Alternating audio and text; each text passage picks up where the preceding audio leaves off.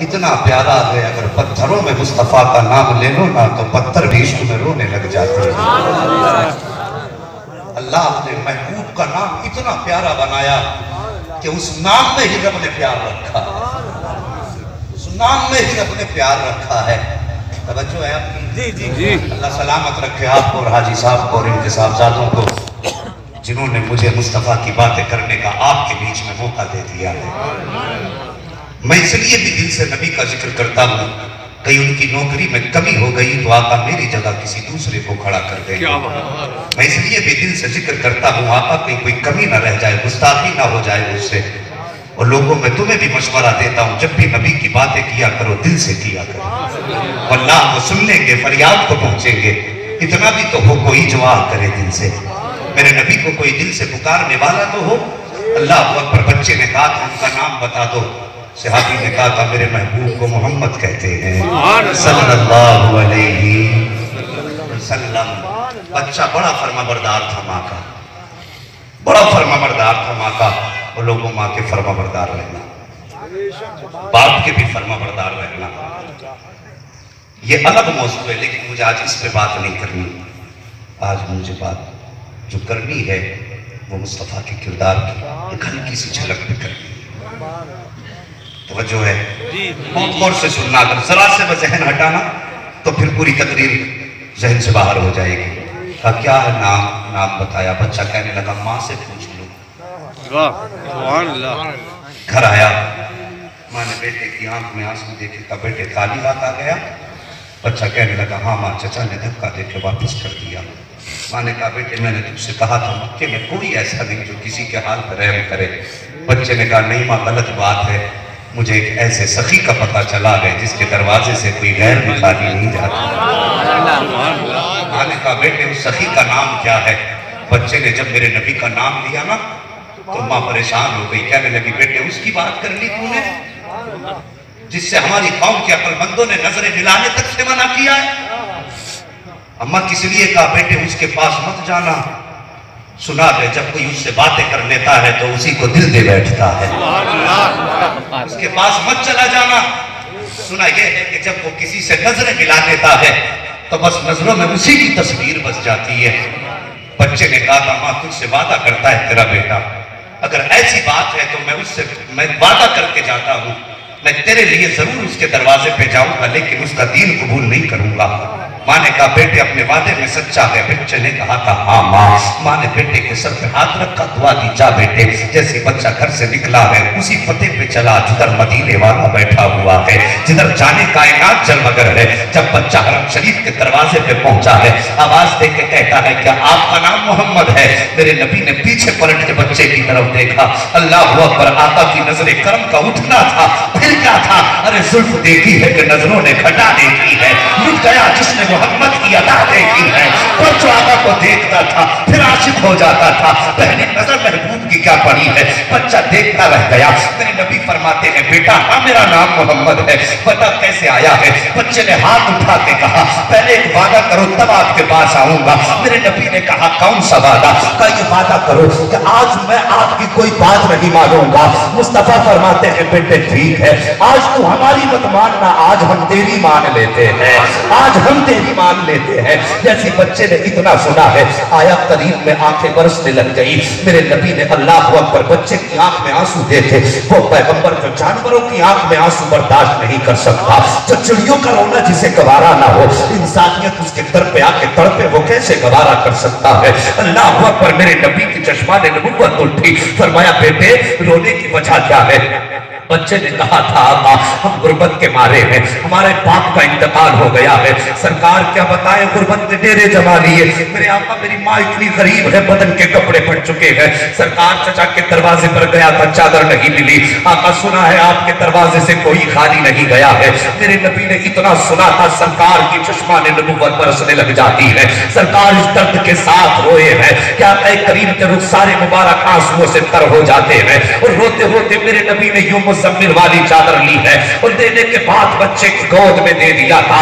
بچہ ہاتھ بڑھانے سے پہلے کہتا ہے آقا مجھے آپ کا کلمہ نبی پڑھنا ہے. میرے نبی نے فرمایا بیٹے کلمے کی بات بعد میں ہوگی, پہلے جا کے ماں کا بدن چھپا دے. جیسی بچے نے چادر ہاتھ میں لی ہے, اب ہاتھ میں مصطفیٰ کی چادر آئی ہے. اللہ اکبر. بچہ جب گھر کی طرف چلا ہے تو ایک قدم گھر کی طرف اٹھاتا ہے تو مڑ کے کبھی مصطفیٰ کا چہرہ دیکھتا ہے, کبھی راستے کے موڑ دیکھتا ہے, کبھی مصطفیٰ کا چہرہ دیکھتا ہے. یار جب حاجی مدینے سے پلٹ کے آتے ہیں تو ایسے تڑپ کے رویا کرتے ہیں جیسے ان کا کوئی اپنا مدینے میں رہ گیا ہو. ایسے رویا کرتے ہیں جیسے کہ باپ بیٹے کے جنازے پہ رویا کرتا ہے. ایسے رویا کرتے ہیں جیسے ماں کسی اپنے چہیتے کو دیکھ کے رویا کرتی ہے یا اسے چھوڑ کے رویا کرتی ہے. اب مجھے کہنے دو, اگر گنبد خضرا سے پلٹتے ہیں تب تڑپ جایا کرتے ہیں, اور جو مصطفیٰ کے دروازے سے واپس پلٹتے ہوں گے چہرہ غزوہ دیکھ کے پلٹتے ہوں گے, پھر ان کے جگر پہ کیا گزرتی ہوگی. اللہ اکبر. میرے سرکار کے دربار سے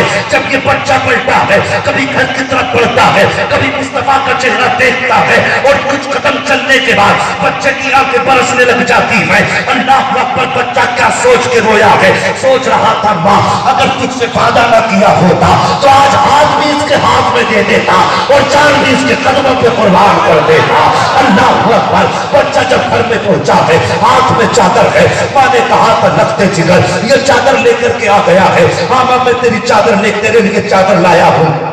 ماں نے کہا تھا وہ بیٹے کہیں تو اس کا دین تو لے کر کے نہیں آیا ہے. ماں میں اس کا دین کیسے لے کر کے آ جاتا, تو نے جو منع کر دیا تھا.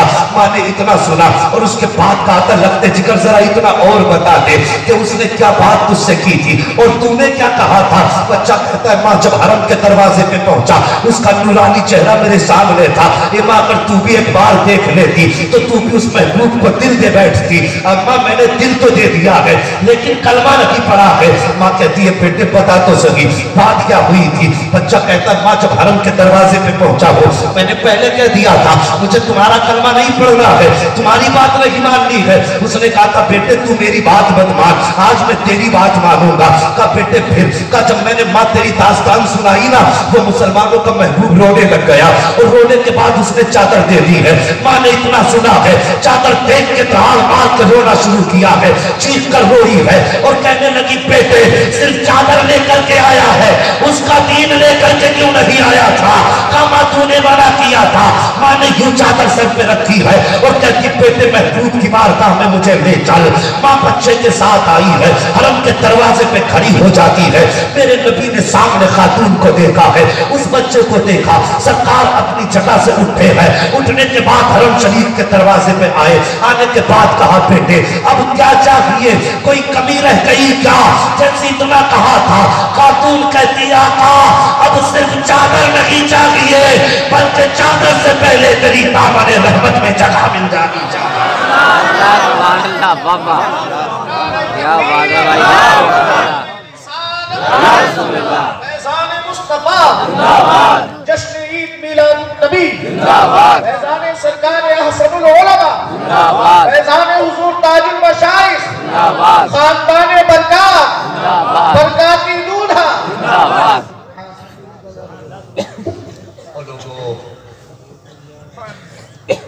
اگر اس دور میں اعلیٰ حضرت ہوتے اور وہاں کھڑے ہوتے اس منظر کو آنکھوں سے وہیں دیکھتے بردستہ کہہ دیتے کون دیتا ہے دینے کو منہ چاہیے دینے والا ہے سچا ہمارا نبی. وہ لوگوں لقد کان لکم فی رسول اللہ اسوۃ حسنہ, میرے محبوب کی زندگی تمہارے لیے بہترین نمونہ ہے. آقا کے کردار کو اپنا لو. میرے نبی نے بیواؤں کے بدن کو اپنی چادر سے چھپایا.